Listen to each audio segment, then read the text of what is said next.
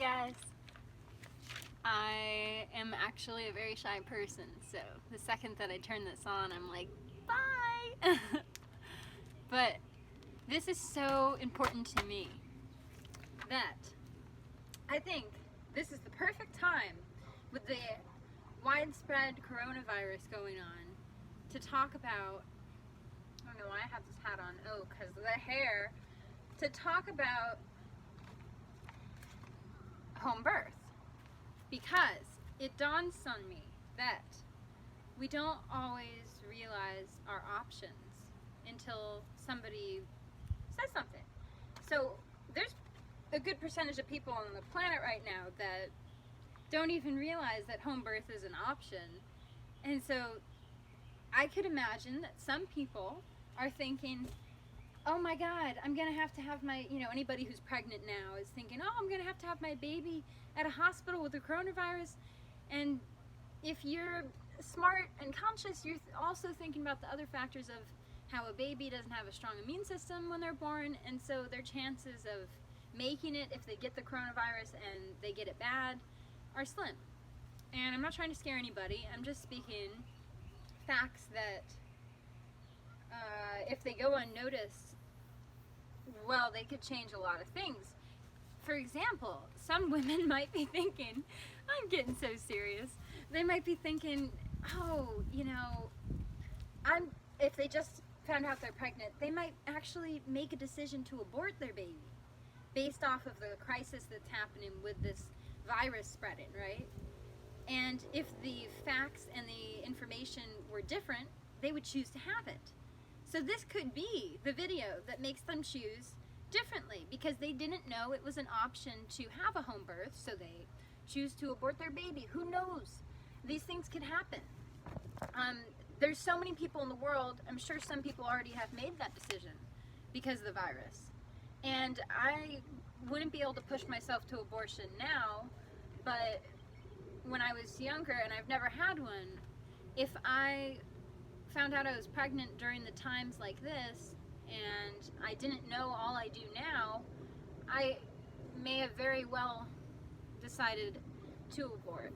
I'm saying that to be completely vulnerable and honest with you, that we can all be ignorant and we can all learn more if we're able to swallow our ego and the part of ourselves that would be embarrassed for not knowing it all. But that's just a child level that we need to grow as an adult and be okay with somebody telling us some information and saying, okay, I'll look into that, I'll see.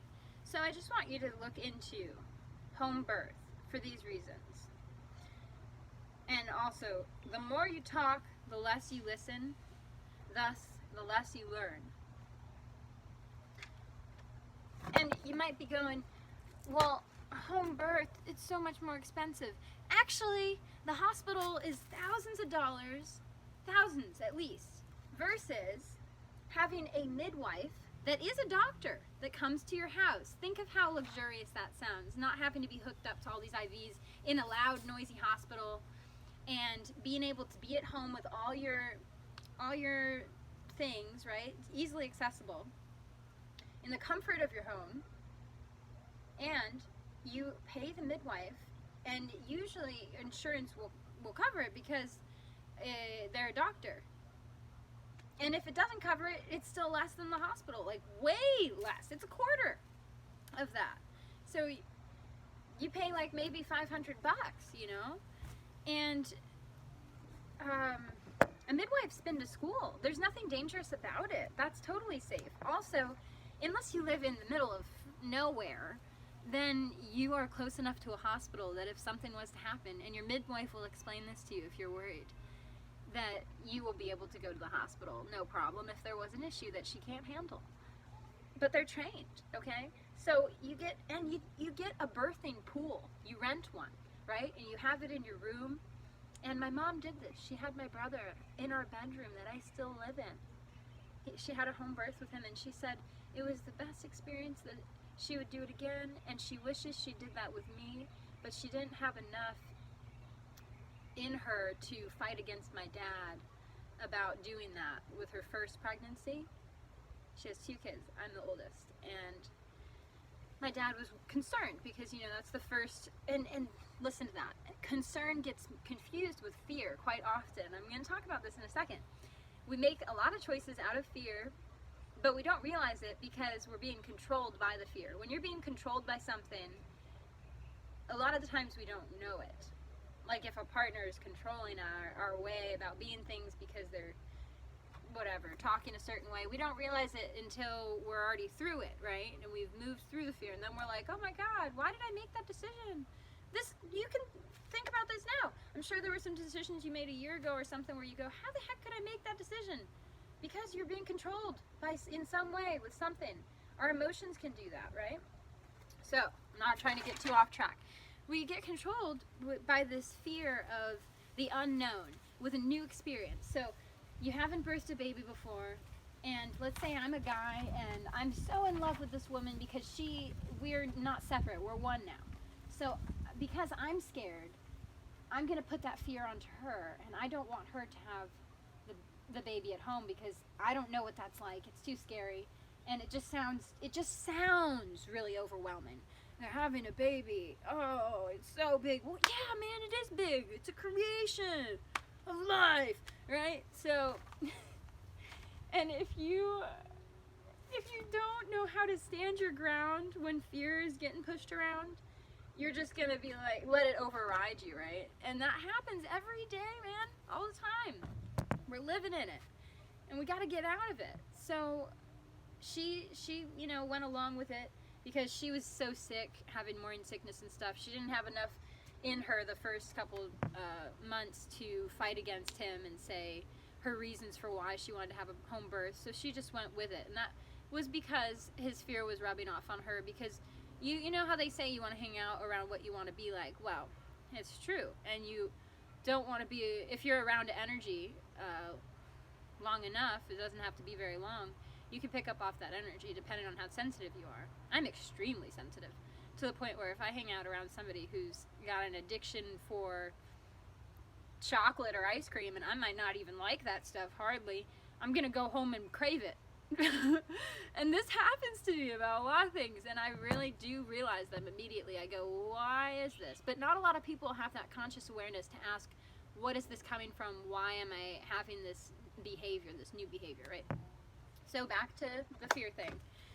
So that's, and another place that the fear originates is from the past, you know? We need to stop living there. We're now, right here, right now, where this plant is, I can touch it, right?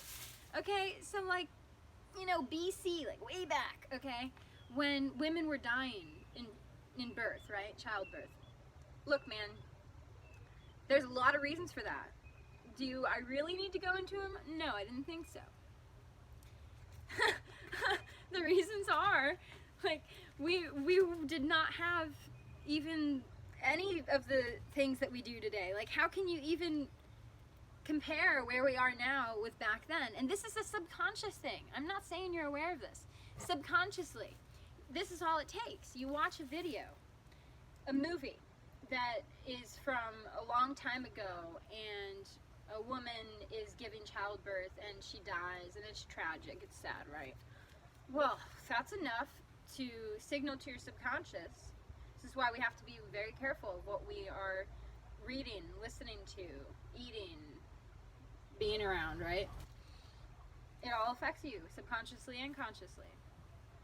We subconsciously pick that up, and we internalize the fear that we felt from watching that, and we go, oh, that seems like it's scary. I guess we get scared of birth, and we get overwhelmed from it just from watching one movie where somebody dies in that, because we're connecting two dots that don't connect. We're connecting that dot and this dot, but we're in here now. We're not back in those centuries. So we're connecting a dot now with something from a long time ago, because that's how powerful fear can be. It can be so strong and so compelling that it just overtakes us, and it sends us into overdrive. And then we don't realize that we're internalizing it, and then it's a subconscious thing that that if we don't realize where it's coming from and say, well, why? Because have you ever stopped yourself and noticed if you're so strongly against something, you should probably take a look at that. Like if you're really, like my dad, you know, I learn a lot from him because he'll be so strongly against something, but I can feel if it's out of wisdom, knowledge, experience, or if it's just out of fear. And I'll ask him questions, and then we'll kind of get to a point where it's like he kind of realizes like, oh, whoops, I guess I realized something, and that's cool. You know, you learn something, man. So if you are like, oh no, I'm totally against a home birth. No, no, no. Like it just freaks you out right away. Or whatever, it doesn't freak you out. You're just like, no. That's a red flag for you to realize that that's fear. Like a lot of it. Because when you're not afraid of something, you just say, no, I'm not into it.